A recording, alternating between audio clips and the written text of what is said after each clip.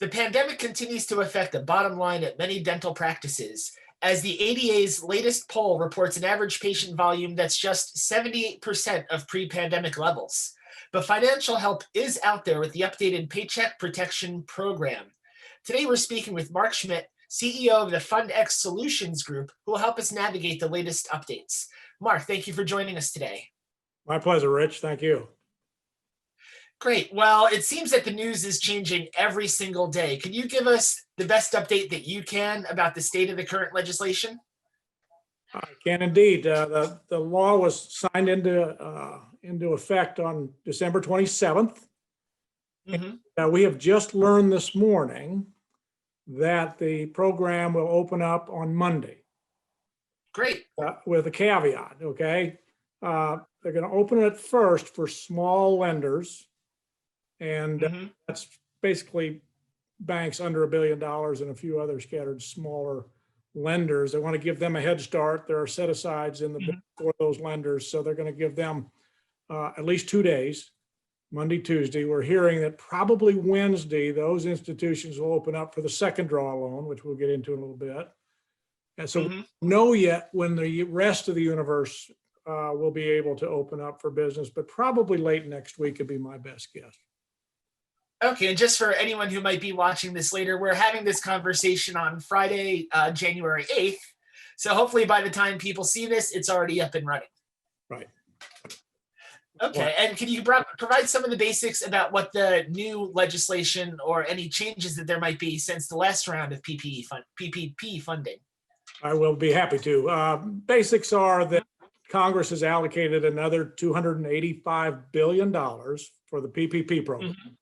That's roughly, that's a little over half the total that was allocated last time, or at least lent last time.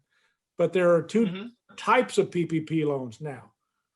The original PPP loan for first-time borrowers, and then they've added what they're calling a second draw. So for the first time, those folks that got a first round PPP loan will be able to come back and get a second draw if they meet certain requirements, and there are some restrictions on that. Okay, can you provide some details about what some of those restrictions are? Absolutely. Let's talk about any differences between the first round and the second round. Okay. Sure.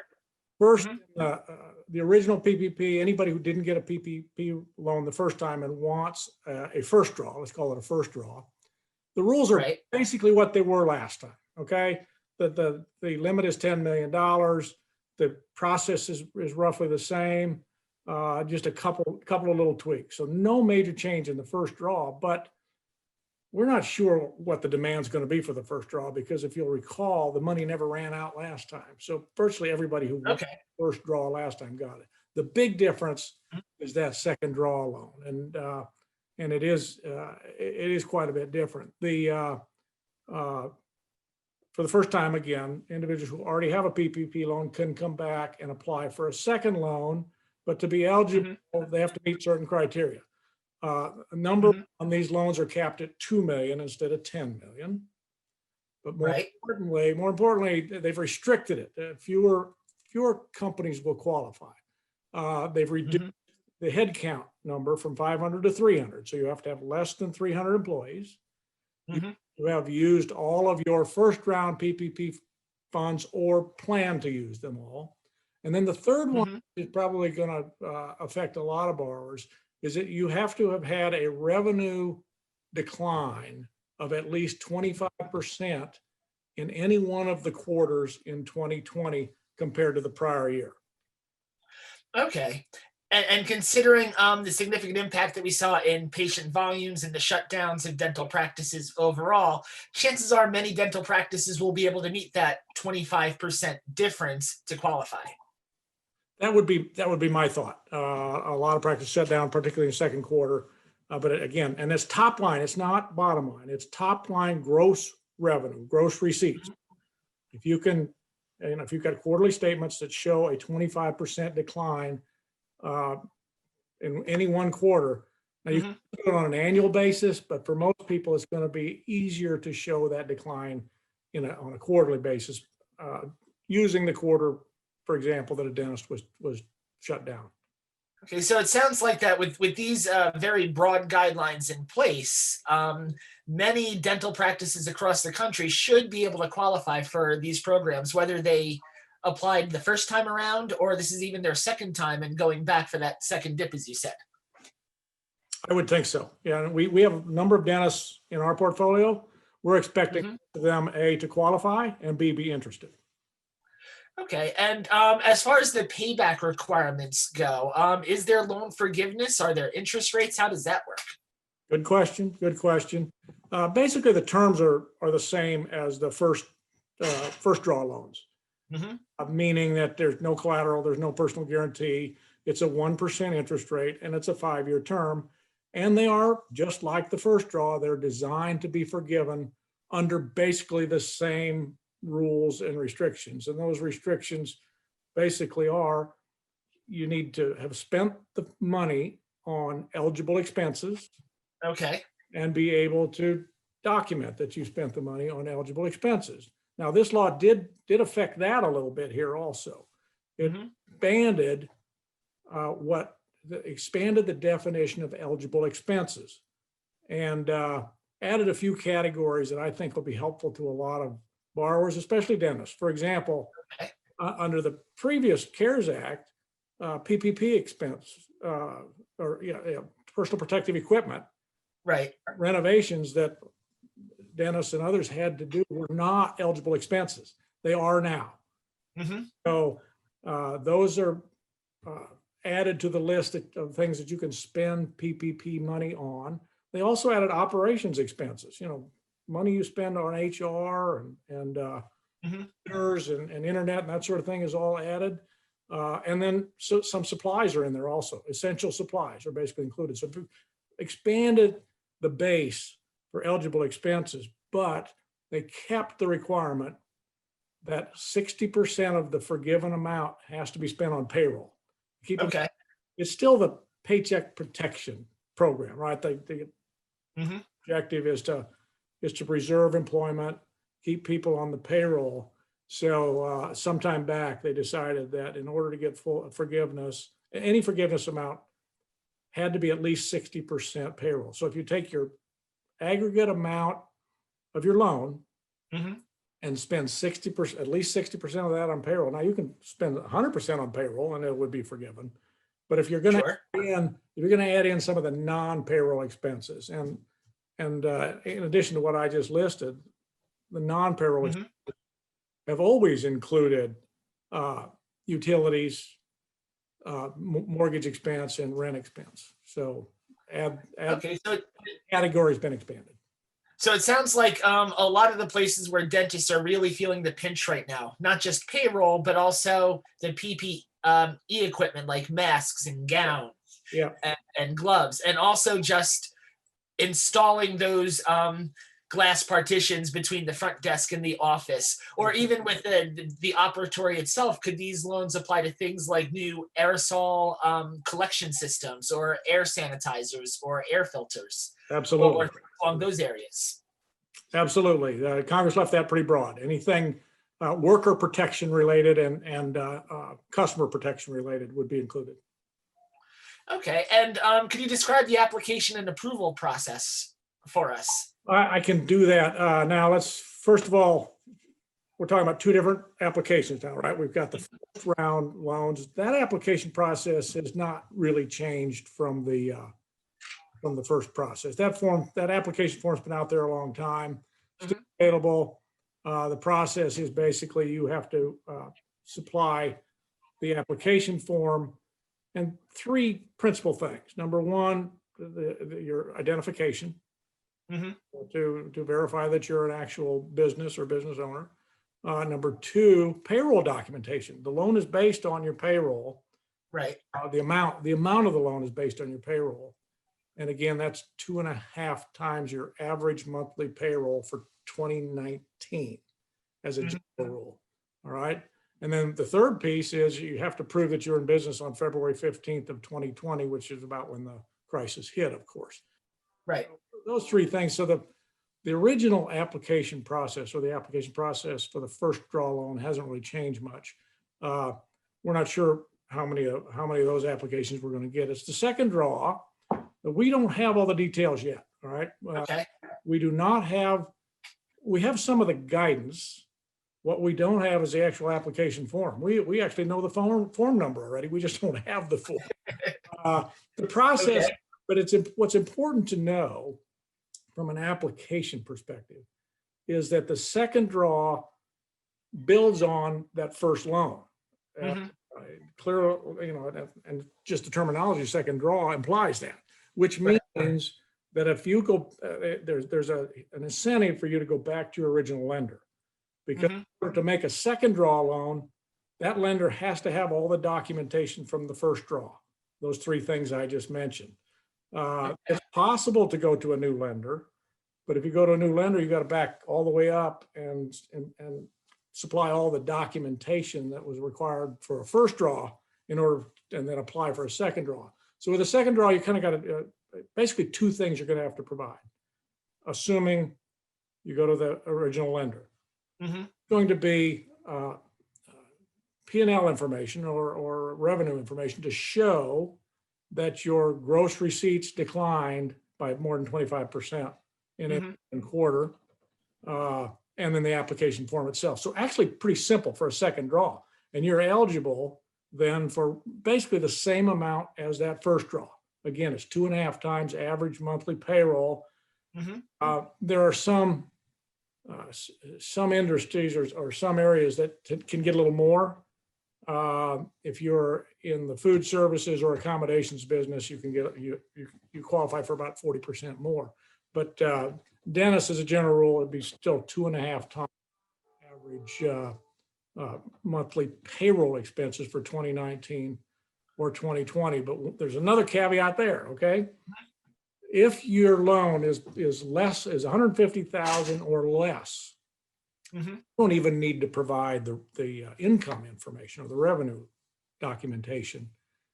All you need to do is provide the application form. So you can get in real quickly if you have a loan 150 or less. But when it comes time to forgiveness, you're going to have to start then. So one way or the other, you've got to give us the income information. But if you're in a hurry and you know you qualify, you can get it done more quickly up front. Okay, and how long is the approval process for many of these loans? That's a good question. It's going to depend a little bit on the lender and the process, but I expect it to be very quick. Okay, for example, we're going to try and turn around these applications within a day, and there's a reason that we need to move quickly. Okay, once again, there's so much money allocated, and if you'll recall, in the very first round of PPP, that money ran out, and some people didn't get in, right? So there's going to be a rush to apply. Lenders are going to want to, get their borrowers' information in quickly and get that approval from SBA. Now, I personally don't think the money's going to run out real quickly, or at least as quickly as it did last time, for two reasons. Number one, the cap is lower. Okay, it was 10 million before; it's now 2 million. That cuts out a lot of volume from the first draw.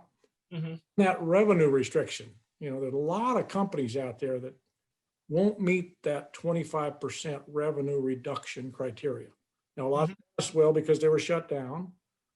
Restaurants, hotels, other industries will, but HVAC companies and other service providers may well not meet that criteria. So I think the money will last a little while. Most lenders will probably turn around the applications within a matter of 2 or 3 days. Okay, and what kinds of institutions are going to be offering the PPP loans? Pretty much everybody that participated in the first round. Okay, you have to, all SBA lenders had the authority to participate in the first round, and then they added some lenders to that. There's about 5,000 lenders. I'm confident that everybody who participated in the first round will participate in the second round. And again, there's an advantage for borrowers to go back to the original lender if they're coming in for a second draw, for the reasons I indicated before. But if for some reason you're looking for a first draw loan, or your original lender isn't offering them, and there have been a few that I've heard to the grapevine, there's a handful that may not. Mhm. There's a list of lenders on the SBA website. It's very easy to find another lender if you need one. Okay, and so, but you're basically recommending that if you're going for your second draw, you've already worked with a lender. That's the first place you should check in Absolutely. Otherwise, you go back to square one, with. everything that you submitted for the first draw, and then the second draw. Now, you might get better service from a different lender. You know, we've had some borrowers inquire that they had terrible service from their first lender. Very slow, no response. And we've said, we'll be happy to, help you. Mhm. But keep in mind the requirements. So you'll have to start over basically. And how will Fundex Solutions be handling this process? Probably similar to most other banks. So let's, first of all, for new, well, for either one, what we will basically do is we've set up an online portal. Mhm. We'll give access to all of our existing borrowers and any new borrowers who inquire. We'll give access to that portal, and it's as simple as logging into that portal, uploading the documents that we just described, the typical Mhm. application document, and for a second draw loan, the revenue documents if required, and then we take it from there. And you'll then once we take a quick look, we have to submit it to SBA. And we'll do that electronically. Pretty much everybody does that electronically. SBA issues a loan number. That's your official authorization. That's when the money is allocated from that, out of that 285 billion for you specifically, once we get that SBA loan number.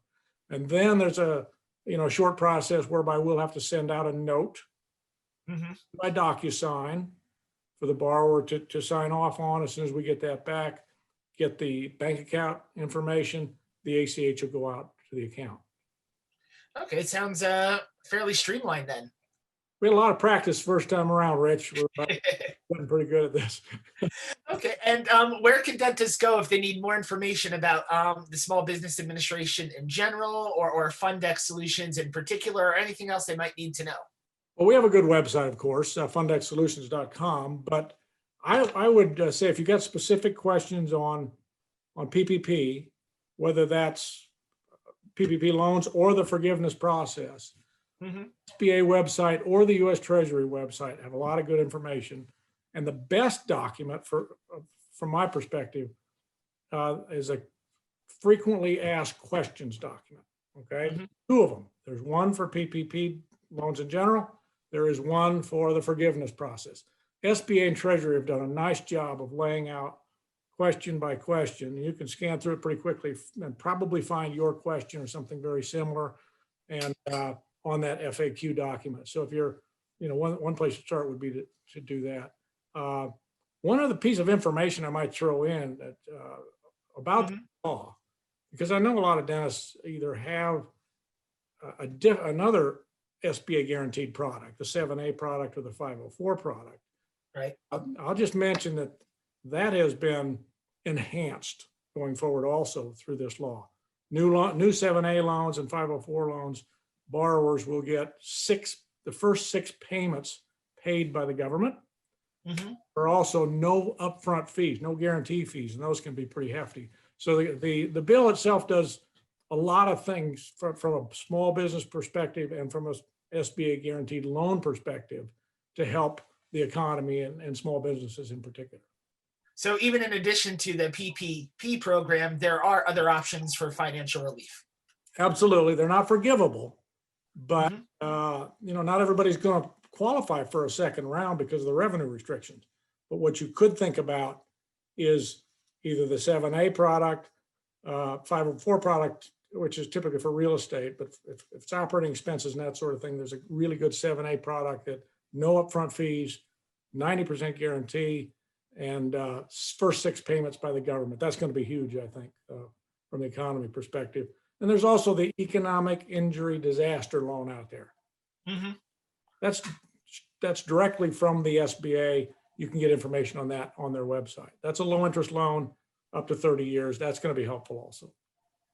Great. Well, thank you for sharing all of this new information. It's a very, it seems like a very complicated process, but as you said, we're just picking up where we left off last time, and the information is out there for anyone who is interested and who needs the relief now.